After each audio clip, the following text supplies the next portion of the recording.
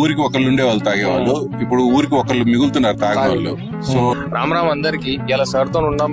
ఇక్కడ tank bund వచ్చినాం, ఏదో పెద్ద ఈవెంట్ అవుతుంది. సార్ మనకి ఇవాళ ఎక్స్ప్లెయిన్ చేస్తారు. సార్ చెప్పండి.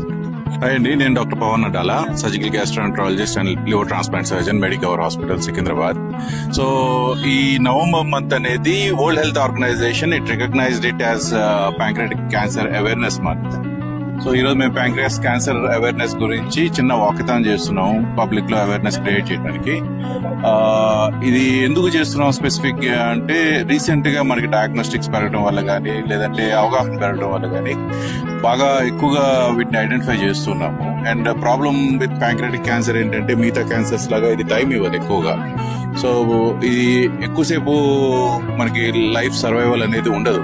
సో దీనికి ఓన్లీ సొల్యూషన్ ఏంటంటే ఎర్లీగా డయాగ్నోస్ చేయటము, ఎర్లీగా డయాగ్నోస్ చేసి ఎర్లీగా ట్రీట్మెంట్ చేయటము.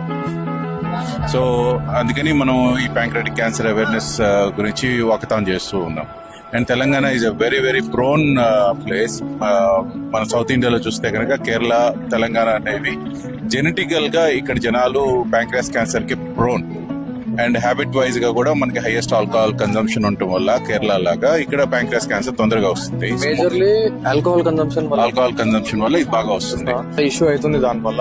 అంటే ఒక ఫ్లెక్స్ లెక్క చూస్తారు దాన్ని, ఒక పెద్ద అచీవ్మెంట్ లెక్క చూస్తున్నారు దాన్ని. ఊరికి ఒకళ్ళు ఉండే వాళ్ళు తాగేవాళ్ళు, ఇప్పుడు ఊరికి ఒకళ్ళు మిగులుతున్నారు తాగేవాళ్ళు. So big change. దీని వల్ల ఏంటంటే దాని కాన్సిక్వెన్సెస్ మన అందరం అనుభవించాల్సిందే.